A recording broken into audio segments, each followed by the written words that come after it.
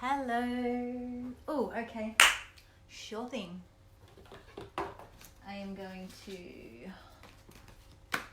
pull a card for the group because that just came in. What do they need to know? For the beautiful woman in the Soulmate Attraction group, what do they need to learn right now? What do they need to know right now? How are you? Ooh, oh, interesting. How you doing? I've still got this freaking cough. Man, it just will not go away. Anyone else? Fuck me. I'm doing my head in. What do they need to know?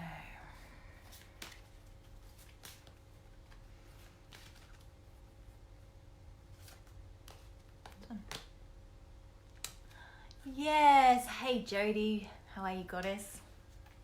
All right. So I'm just picking a card for the group. So for those of you watching now and then after, you'll see. So two. I got two. One fell out.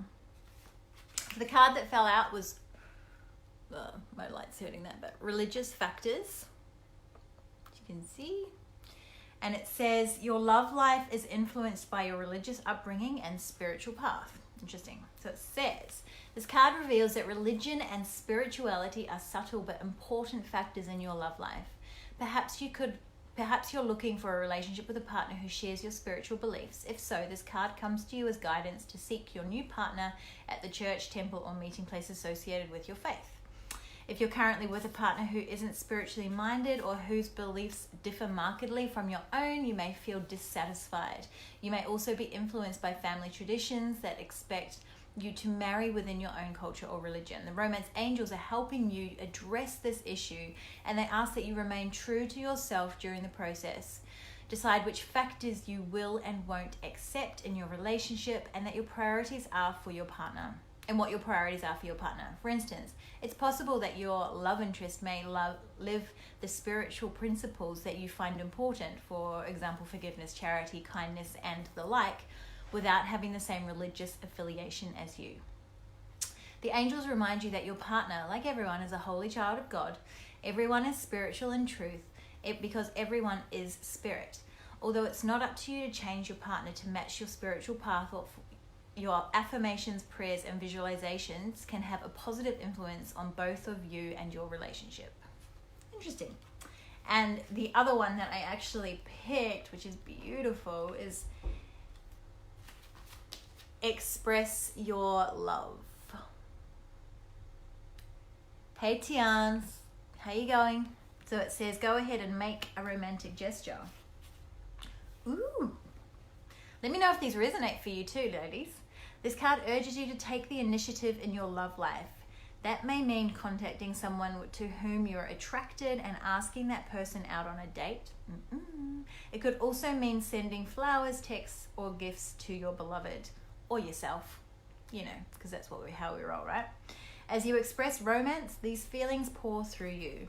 You automatically become the biggest beneficiary of your romantic displays as you enjoy how they make you feel to an even greater degree. The more you give love, the more you experience it. Of course, do make sure that you're also open to receiving the love that comes to you from God, the angels, and other people. Nice. Beautiful. I had not intended to do that, but that's what felt right. So hopefully they resonate for you, my loves. All right. So today, let's have a chat. Let's have a chat. Who's on? Give me some love hearts or say hello in the chat box. Tell me something you're grateful for so I know who I'm talking to. That would be nice. Right, where am I heading? Just heading here. Make sure that we're all G. So, what do I want to talk to you about? What I wish I knew before I met my soulmate. What I wish I'd known before attracting my soulmate. Cool. So, 444. God, I'm seeing all the angel numbers today too. Yeah, so what I wish I knew. The biggest thing what I wish I had known before attracting my soulmate was that it doesn't have to be so hard. That finding love and attracting in a person that you are going to possibly spend the rest of your life with or feel really deeply connected with is not hard. It's not hard, yet I used to make it so freaking complicated. I used to question everything. I used to doubt myself. I used to have these stories running through my head constantly around, where is he? Why have I not found him yet? What's wrong with me? Why am I still alone and all my friends are married, like partnered up? Am I going to be alone forever? And I used to create this energy of desperation within myself that obviously I was like pouring out into the world around me. And, you know, I constantly had this belief running that I had to search for it, that I had to keep looking. I had to be constantly looking for him. And that was how I was going to find him, right? That was how I was going to actually find my man, by seeking, looking. Whereas what I discovered is that the opposite was actually true. That the less I looked, the easier it became, and the more I became an actual space, and I created space for him to come to me. You know, Gary and I met in Cairns.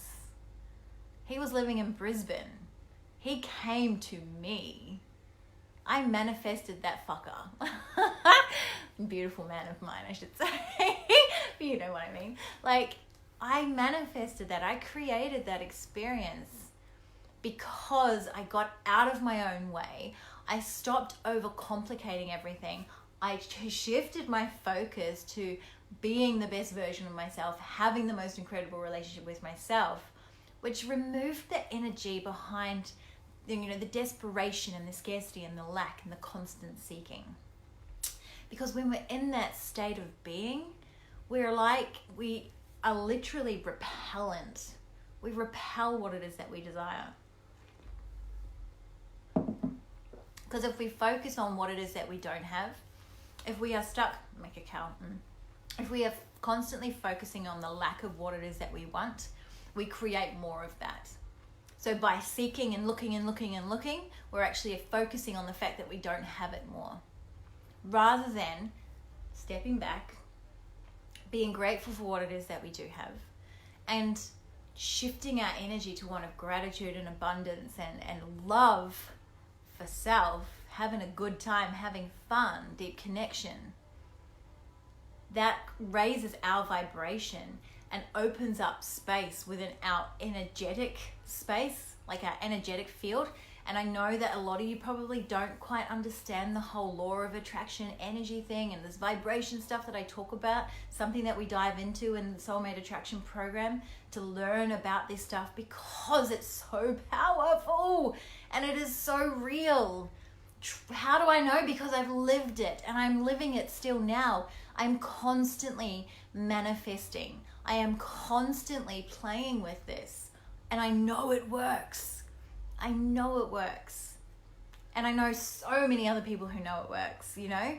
And this is the key, is getting out of your own way and allowing yourself to try something different. So what do I wish I had known before I met my soulmate? Was that I didn't have to try so hard.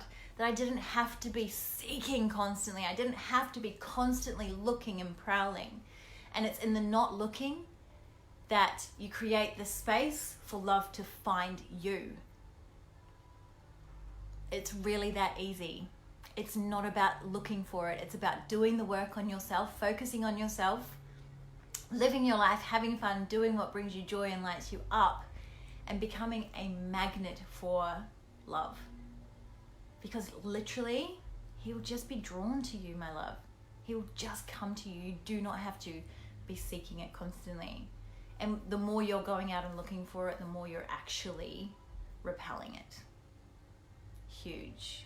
So like I said, we cover this stuff really in depth in the Soulmate Attraction program. I'm so excited to bring this program to you. The spots are filling. It's freaking epic. And if you are feeling even the slightest little nudge to learn a bit more about it, then just reach out and let's just have a chat.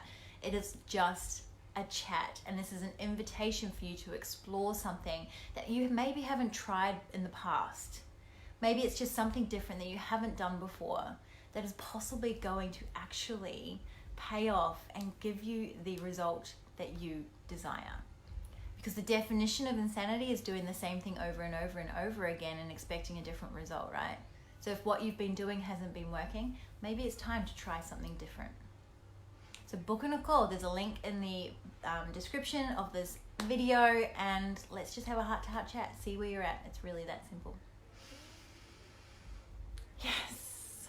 All right, my beautiful, beautiful sisters, I'm sending you all so, so much love, and make sure that, if you've got value out of this, if you know anyone who needs to be in this space, please add them to the group and tag them in the videos that you think will be amazing for them to learn from and watch. Because when one of us rises, we all rise, right? And that's what it's all about, that beautiful sisterhood and supporting each other, because there's a man out there for each and every single one of you, and we get to go on that beautiful journey together. All right, my queens, I love you all so much, and I'll be seeing you very soon. Bye.